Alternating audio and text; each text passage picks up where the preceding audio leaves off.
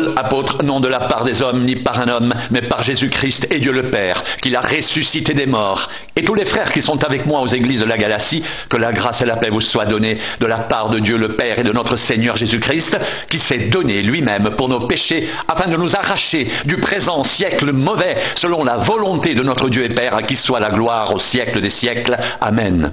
Je m'étonne que vous vous détourniez si promptement de celui qui vous a appelé par la grâce de Christ pour passer à un autre évangile. Non pas qu'il y a un autre évangile, mais il y a des gens qui vous troublent et qui veulent renverser l'évangile de Christ. Mais si nous-mêmes, si un ange du ciel annonçait un évangile s'écartant de celui que nous vous avons prêché, qu'il soit anathème. Nous l'avons dit précédemment et je le répète à cette heure, si quelqu'un vous annonce un évangile s'écartant de celui que vous avez reçu, qu'il soit anathème. Et maintenant, est-ce la faveur des hommes que je désire ou celle de Dieu? Est-ce que je cherche à plaire aux hommes? Si je plaisais encore aux hommes, je ne serais pas serviteur de Christ. Je vous déclare, frères, que l'évangile qui a été annoncé par moi n'est pas de l'homme, car je ne l'ai ni reçu ni appris d'un homme, mais par une révélation de Jésus-Christ. Vous avez su en effet quelle était autrefois ma conduite dans le judaïsme, comment je persécutais à outrance et ravageais l'église de Dieu, et comment j'étais plus avancé dans le judaïsme que beaucoup de ceux de mon âge et de ma nation, étant animés d'un zèle excessif pour les traditions de mes pères. Mais lorsqu'il plut à celui qui m'avait mis à part dès le sein de ma mère, et qui m'a appelé par sa grâce de révéler en moi son Fils, afin que je l'annonce parmi les païens aussitôt, je ne consultais ni la chair ni le sang, et je ne montais point à Jérusalem vers ceux qui furent apôtres avant moi. Mais je partis pour l'Arabie, puis je revins encore à Damas. 3 ans plus tard, je montai à Jérusalem pour faire la connaissance de Céphas, et je demeurai 15 jours chez lui. Mais je ne vis aucun autre des apôtres, si ce n'est Jacques, le frère du Seigneur. Dans ce que je vous écris, voici, devant Dieu, je ne mens point. J'allais ensuite dans les contrées de la Syrie et de la Cilicie. Or j'étais inconnu de visage aux églises de Judée qui sont en Christ. Elles avaient seulement entendu dire, celui qui autrefois nous persécutait annonce maintenant la foi qu'il s'efforçait alors de détruire. Et elle glorifiait Dieu à mon sujet. 14 ans après, je montais de nouveau à Jérusalem avec Barnabas, ayant aussi pris Tite avec moi. Et ce fut d'après une révélation que j'y montais. Je leur exposais l'évangile que je prêche parmi les païens.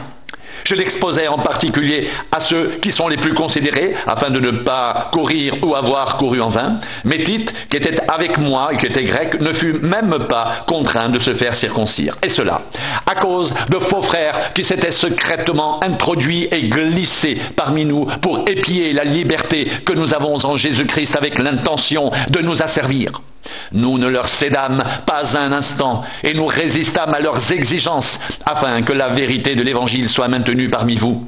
Ceux qui sont les plus considérés, quels qu'ils aient été jadis, cela ne m'importe pas. Dieu ne fait point de favoritisme. Ceux qui sont les plus considérés ne m'imposèrent rien, au contraire. Voyant que l'évangile m'avait été confié pour les incirconcis comme à Pierre pour les circoncis, car celui qui a fait de Pierre l'apôtre des circoncis a aussi fait de moi l'apôtre des païens, et ayant reconnu la grâce qui m'avait été accordée, Jacques, Céphas et Jean, qui sont regardés comme des colonnes, me donnèrent à moi et à Barnabas la main d'association, afin que nous allions, nous, vers les païens, et eux, vers les circoncis. Ils nous recommandèrent seulement de nous souvenir des pauvres, ce que j'ai eu bien soin de faire. Mais lorsque Céphas vint à Antioche, je lui résistais en face, parce qu'il était répréhensible en effet. Avant l'arrivée de quelques personnes de l'entourage de Jacques, il mangeait avec les païens, et quand elles furent venues, il s'esquiva et se tint à l'écart par crainte des circoncis. Avec lui, les autres juifs usèrent aussi de dissimulation, en sorte que Barnabas même fut entraîné par leur hypocrisie. Voyant qu'il ne marchait pas droit, selon la vérité de l'Évangile, je dis à Céphas en présence de tous, c'est toi qui es juif. Tu vis à la manière des païens et non à la manière des juifs. Pourquoi forces-tu les païens à judaïser? Nous sommes juifs de naissance et non pécheurs d'entre les païens. Néanmoins, sachant que ce n'est pas par les œuvres de la loi que l'homme est justifié, mais par la foi en Jésus-Christ, nous aussi, nous avons cru en Jésus-Christ afin d'être justifiés par la foi en Christ et non par les œuvres de la loi. Parce que personne ne sera justifié par les œuvres de la loi. Mais tandis que nous cherchons à être justifiés par Christ, si nous étions aussi nous-mêmes trouvés pécheurs, Christ serait-il un ministre du péché? Loin de là. Car si je rebâtis les choses que j'ai détruites, je me constitue moi-même un transgresseur. car c'est par la loi que je suis mort à la loi, afin de vivre pour Dieu. J'ai été crucifié avec Christ. Et si je vis, ce n'est plus moi qui vis, c'est Christ qui vit en moi. Si je vis maintenant dans la chair, je vis dans la foi au Fils de Dieu qui m'a aimé et qui s'est livré lui-même pour moi. Je ne rejette pas la grâce de Dieu, car si la justice s'obtient par la loi, Christ est donc mort en vain. Ô Galates dépourvus de sens, qui vous a fasciné, vous, aux yeux de qui Jésus-Christ a été peint comme crucifié. Voici seulement ce que je veux apprendre de vous. Est-ce par les œuvres de la loi que vous avez reçu l'Esprit, ou par la prédication de la foi? Êtes-vous tellement dépourvus de sens après avoir commencé par l'Esprit? Voulez-vous maintenant finir par la chair? Avez-vous tant souffert en vain, si toutefois c'est en vain? Celui qui vous accorde l'Esprit et qui opère des miracles parmi vous, le fait-il donc par les œuvres de la loi ou par la prédication de la foi? Comme Abraham crut à Dieu, et que cela lui fut imputé à justice. Reconnaissez donc que ce sont ceux qui ont la foi, qui sont fils d'Abraham. Aussi l'Écriture, prévoyant que Dieu justifierait les païens par la foi, a d'avance annoncé cette bonne nouvelle à Abraham. Toutes les nations seront bénies en toi. Ainsi, ceux qui croient sont bénis avec Abraham le croyant. Car tous ceux qui s'attachent aux œuvres de la loi sont sous la malédiction. Car il est écrit, maudit est quiconque n'observe pas tout ce qui est écrit dans le livre de la loi et ne le met pas en pratique, et que nul ne soit justifié devant Dieu par la loi. Cela est évident, puisqu'il est dit le juste vivra par la foi. Or la loi ne procède pas de la foi, mais elle dit celui qui mettra toutes ces choses en pratique vivra par elles. Christ nous a rachetés de la malédiction de la loi, étant devenu malédiction pour nous, car il est écrit maudit est quiconque est pendu au bois, afin que la bénédiction d'Abraham ait pour les païens son accomplissement en Jésus-Christ, et que nous recevions par la foi l'Esprit qui avait été promis. Frères, je parle à la manière des hommes. Un testament en bonne forme, bien que fait par un homme, n'est annulé par personne et personne n'y ajoute. Or, les promesses ont été faites à Abraham et à sa descendance. Il n'est pas dit « et aux descendances » comme s'il s'agissait de plusieurs, mais comme il s'agit d'une seule et à ta descendance, c'est-à-dire à Christ. Voici ce que je veux dire. Un testament que Dieu a confirmé antérieurement ne peut pas être annulé, et ainsi la promesse rendue sans effet. Par la loi survenue 430 ans plus tard, car si l'héritage venait de la loi, il ne viendrait plus de la promesse. Or, c'est par la promesse que Dieu a fait à Abraham ce don de sa grâce. Pourquoi donc la loi? Elle a été donnée ensuite à cause des transgressions, jusqu'à ce que vienne la descendance à qui la promesse avait été faite. Elle a été promulguée par des anges, au moyen d'un médiateur. Or, le médiateur n'est pas médiateur d'un seul, tandis que Dieu est un seul. La loi est-elle donc contre les promesses de Dieu? Loin de là. S'il avait été donné une loi qui puisse procurer la vie, la justice viendrait réellement de la loi. Mais l'Écriture a tout renfermé sous le péché, afin que ce qui avait été promis soit donné par la foi en Jésus-Christ à ceux qui croient. Avant que la foi vienne, nous étions enfermés sous la garde de la loi, en vue de la foi qui devait être révélée. Ainsi, la loi a été comme un précepteur pour nous conduire à Christ, afin que nous soyons justifiés par la foi. La foi étant venue, nous ne sommes plus sous ce précepteur. Car vous êtes tous fils de Dieu, par la foi en Jésus-Christ. Vous tous qui avez été baptisés en Christ, vous avez revêtu Christ. Il n'y a plus ni juif, ni grec, il n'y a plus ni esclave, ni libre, il n'y a plus ni homme, ni femme, car tous vous êtes un en Jésus-Christ. Et si vous êtes à Christ, vous êtes donc la descendance d'Abraham, héritier selon la promesse.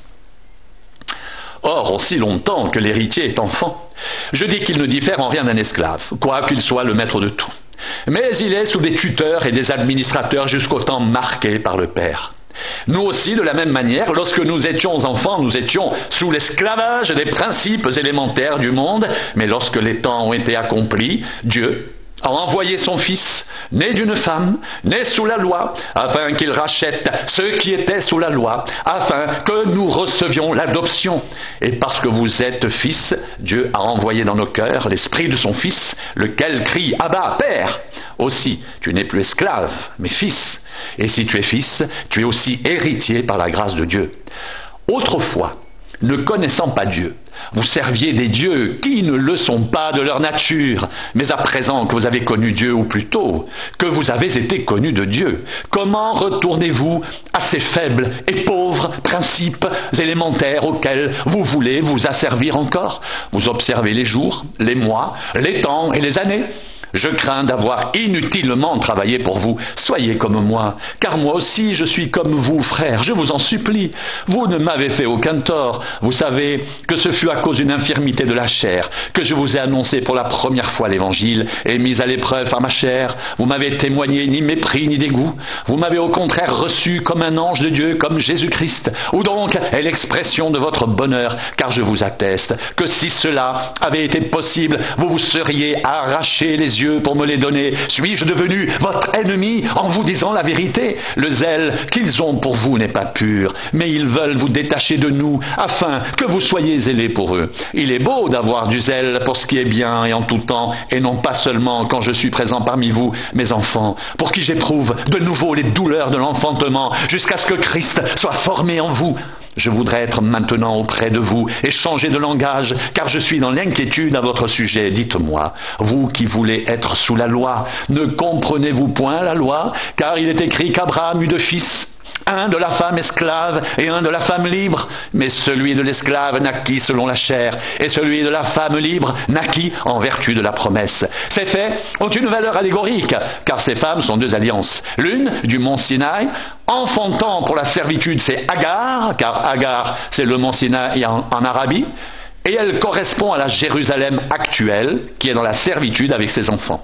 Mais la Jérusalem d'en haut est libre, c'est notre mère, car il est écrit « Réjouis-toi stérile, toi qui n'enfantes point, éclate et pousse des cris, toi qui n'as pas éprouvé les douleurs de l'enfantement, car les enfants de la délaissée seront plus nombreux que les enfants de celle qui était mariée. » Pour vous, frères, comme Isaac, vous êtes enfants de la promesse. Et de même qu'alors celui qui était né selon la chair persécutait celui qui était né selon l'esprit, ainsi en est-il encore maintenant. Mais que dit l'Écriture? Chasse l'esclave et son fils, car le fils de l'esclave n'héritera pas avec le fils de la femme libre.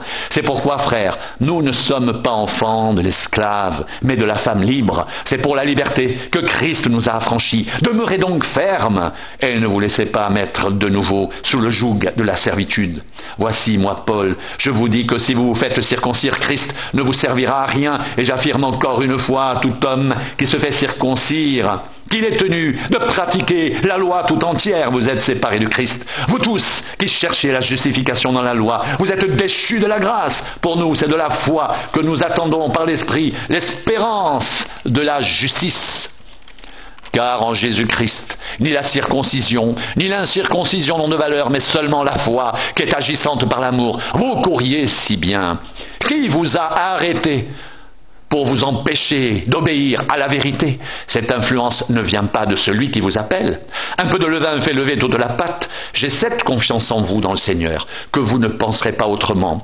Mais celui qui vous trouble, quel qu'il soit, en portera la peine. Pour moi, frère, si je presse encore la circoncision, pourquoi suis-je encore persécuté? Le scandale de la croix est-il aboli? Puisse-t-il être retranché, ce qui mette le trouble parmi vous? Frères, vous avez été appelés à la liberté. Seulement, ne faites pas de cette liberté un prétexte de vivre selon la chair, mais rendez-vous par amour serviteurs les uns des autres. Car toute la loi est accomplie dans une seule parole, celle-ci: tu aimeras ton prochain comme toi-même.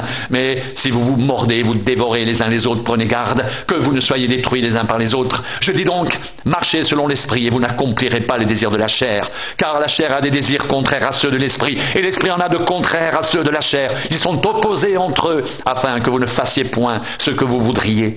Si vous êtes conduits par l'esprit, vous n'êtes point sous la loi. Or, les œuvres de la chair sont évidentes. Ce sont la débauche, l'impureté, le dérèglement, l'idolâtrie, la magie, les rivalités, les querelles, les jalousies, les animosités, les disputes, les divisions, les sectes, l'envie, l'ivrognerie, les excès de table et les choses semblables. Je vous dis d'avance, comme je l'ai déjà dit, que ceux qui commettent de telles choses n'hériteront point le royaume de Dieu. Mais le fruit de l'esprit, c'est l'amour, la joie, la paix, la patience, la bonté, la bienveillance, la foi, la douceur, la maîtrise de soi. La loi n'est pas contre ces choses. Ceux qui sont à Jésus-Christ ont crucifié la chair, avec ses passions et ses désirs. Si nous vivons par l'Esprit, marchons aussi selon l'Esprit. Ne cherchons pas une vaine gloire en nous provoquant les uns les autres, en nous portant envie les uns aux autres.